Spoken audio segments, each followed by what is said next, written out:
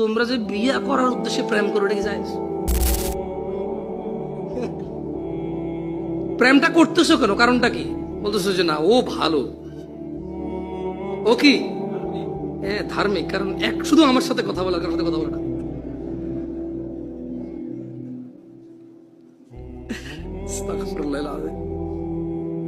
ওয়াল্লাহি আমার কাছে ইনবক্সে যে পরিমাণ মেসেজ আছে, এগুলো উদ্ভট মেসেজ, উদ্ভট।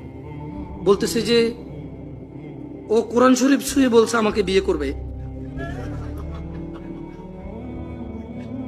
এখন আমি কিন্তু ওকে ধোকা দিই নাই শেখ, এখন ও বিয়ে করে ফেলছে। শেখ আহমদুল্লাহর ওয়াজে শুনছি মজা করে কবুল বললো বিয়ে হয়ে যাবে, এরকম আমরা বলছি। এখন ওর কি আমার সাথে বিয়েটা বৈধ নাকি ওর বাপে যেটা বৈধ? আমি টেনশনে পড়ি যে এই প্রশ্ন আমি কারে রেফারেন্স দিব।